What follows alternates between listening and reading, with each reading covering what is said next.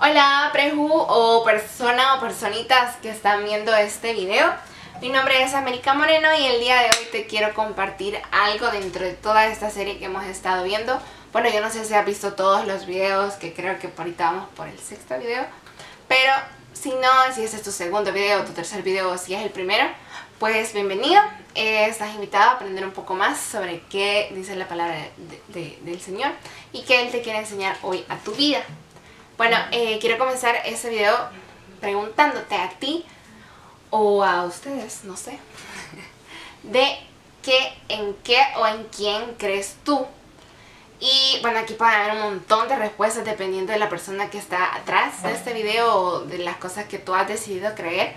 Pero el día de hoy te quiero hablar sobre lo que yo he decidido creer, que en este caso es la persona de Jesús, la persona de Jesucristo. Y es aquí en donde quiero alrededor de él, donde quiero desarrollar como toda esta lección. Y para eso quiero que nos remontemos, porque esta escena va a ser como súper clave para la otra pregunta que te quiero hacer. Y es que nos vayamos a Mateo 16, 15, Mateo 16, del 15 al 16, que es esta historia que se encuentra en la Biblia, en donde el Señor está con sus discípulos, o sea, te lo imaginas ahí, con sus discípulos, y están hablando sobre qué dicen las personas de él, o sea, qué piensan las demás personas sobre él, qué dicen, qué hablan. Pero llega un punto en que el Señor dice, bueno, eso dicen las personas de mí, pero ahora quiero saber qué es lo que ustedes, cada uno de ustedes piensa sobre mí.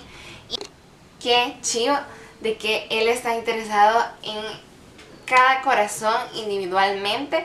O sea, Él quiere saber qué pensás, qué sentís, qué todo. Y es súper chivo verlo en un relato de la Biblia que si lo pensás bien. O sea, no es una pregunta solo como, ay, ¿qué dicen ustedes de mí? Sino que, o qué piensan ustedes de mí, sino que realmente muestran interés por lo que esa persona o esas personas están sintiendo. Y en el caso de Pedro, que es el que sale relatado, Pedro le dice, bueno, tú eres el Cristo, el Hijo del Dios viviente. Y esa es como una parte que vamos a tomar en la lección, pero que da paso a la pregunta que te quiero hacer, que así como Jesús le preguntaba a sus discípulos, quiero preguntarte a ti, que para ti, ¿quién es Jesús? O sea, ¿quién es el Señor Jesucristo? Y bueno, aquí vienen muchísimas cosas, pero yo el día de hoy te quiero hablar de 4. La primera de ellas es que el Señor es el ungido de Dios. Puedes buscar qué significa Cristo y te va a salir que en hebreo significa la palabra ungir. Pero, ¿qué tiene que ver esta palabra o qué significa? Y bueno, también podemos, o sea, si nos vamos también a los tiempos pasados, en ese entonces a los sacerdotes, a los profetas, los ungían con aceite para poder demostrar y como en un acto de oficialización, como de oficializar la posición que ellos ocupaban. En el caso del Señor Jesús, es Dios quien unge a su Hijo.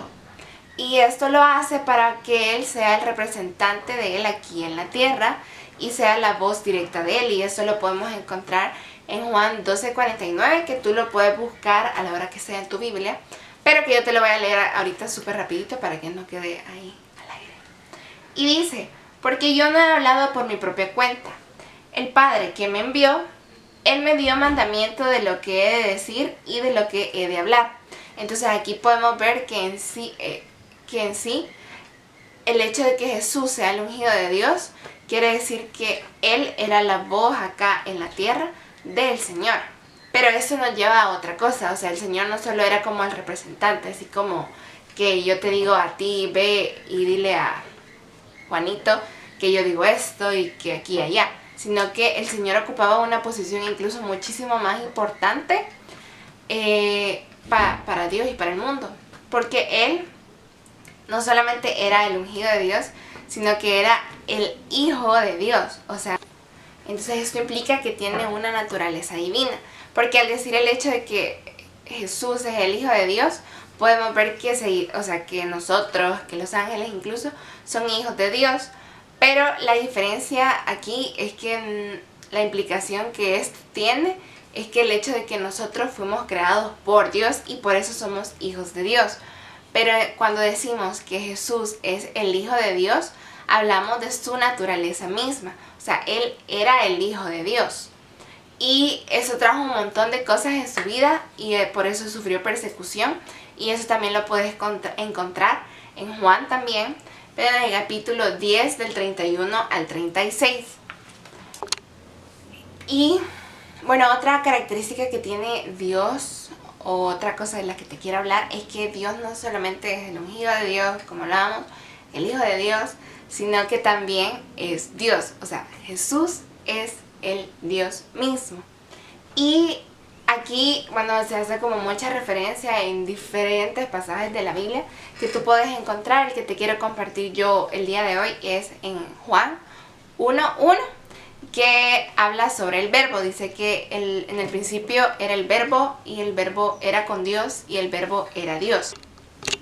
¿Y qué quiere decir esto? Si ves cuando dice en el principio era Dios, quiere decir que el Señor siempre ha estado ahí. O sea, el Señor no tiene un punto de partida, sino que Él siempre ha estado ahí desde el principio. Y va a estar hasta el final de los tiempos. Incluso cuando hablamos de que Jesús es Dios, incluso Él mismo lo menciona en un versículo que yo también te quiero leer en ese momento, para que creo yo que ya lo hemos escuchado muchas veces, pero que queda en Juan 14 del 7 al 9, cuando dice: si me conocéis, también a mi Padre conoceráis, y desde ahora le conocéis y le habéis visto. Felipe le dijo: Señor, muéstranos al Padre y nos basta. Jesús le dijo: ¿tanto tiempo hace que estoy con vosotros y no me has conocido, Felipe?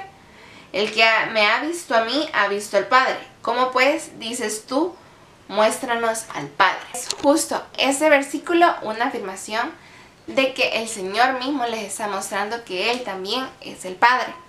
De ahí otra, bueno, la última, después de haber visto que Jesús es el ungido de Dios, es el Hijo de Dios y es el Dios mismo, viene el último punto que te quiero compartir, es que Jesús también es el Hijo del Hombre. O sea, Él nació al igual que cada uno de nosotros, y es súper chido pensar que el Señor, a pesar de ser Dios, a pesar de ser el Hijo de Dios y de ser alguien tan especial, Él decidió estar aquí con nosotros en un mundo que puede parecer un caos muchas veces, pero Él estuvo aquí, y eso implica un montón de cosas, como el hecho de que el Señor vivió con nosotros, sabe cómo somos nosotros, cómo nos podemos llegar a comportar, pero sobre todo qué podemos llegar a sentir. Y eso creo que el humano puede llegar a sentir un montón de emociones que a veces vos puedes decir: yo no creo que el Señor me vaya a entender. Pero el día de hoy yo te quiero decir que sí, el Señor te entiende, y te entiende perfectamente, porque el Señor vivió cada una de las cosas que tú estás pasando.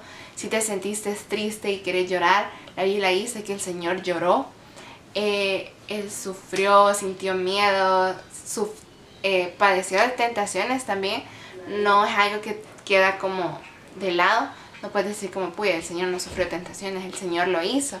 Pero aquí creo yo que es como la diferencia que tiene de nosotros también, es de que el Señor, aún estando aquí en la tierra, aún viviendo con nosotros, aún teniendo tentaciones, aún de haber pasado cosas que nosotros pasamos en el día a día, el Señor no pecó. Y es por esto que nosotros lo podemos tomar de ejemplo y no poner como una justificación el hecho de que: ay, yo estoy pasando esta cosa. O sea, el Señor tiene que entender que esto lo estoy pasando y que a mí me duele un montón, o que a mí me preocupa un montón, o qué sé yo. O incluso en el hecho de las tentaciones y todo, el Señor también vino aquí al mundo para darte un ejemplo de la manera en cómo tú tienes que vivir, la manera en cómo te tienes que comportar en tu día a día, en cómo puedes superar tentaciones, en cómo también te puedes apoyar en el Señor, en las personas que están a tu lado, para poder aliviar todas las cosas que tú tengas y poder sanar y poder vivir una vida plena y de gozo en el Señor.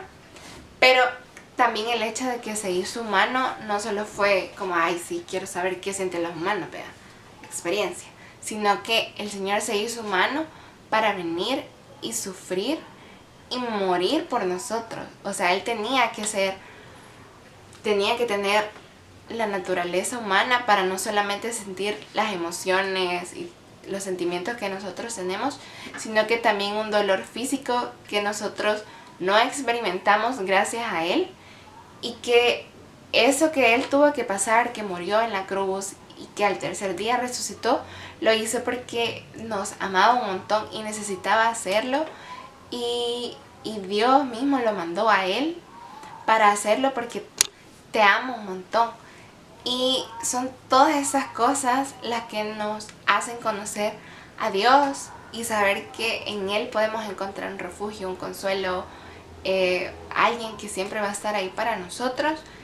Y si seguís leyendo la Biblia, todas las historias que hay, puedes encontrar muchísimas cosas más, que eso también es como algo que te puede incentivar a ti a estudiar, a leer la Biblia y todo, para conocer más del Señor, porque, amigos, no solo tenés que escuchar de Él o decir, yo creo en el Señor, sino que tenés que conocerle, porque también así es que vas a poder lograr una relación con Él. Creo yo que no vas a poder llegar a Él o no vas a poder disfrutarlo totalmente si tú no lo conoces, si tú no tenés esa confianza de acercarte, incluso con el pecado más grande, y decirle, Señor, yo hice eso, te prometo que el Señor tiene tanto amor y es tan misericordioso, y lo puedes ver en un montón de historias, que el Señor va a estar ahí para ti. Pero esas son las cosas que yo te quiero dejar a ti, pero ahora sos tú quien tiene que darle respuesta a esa pregunta. Para ti, ¿quién es Jesús?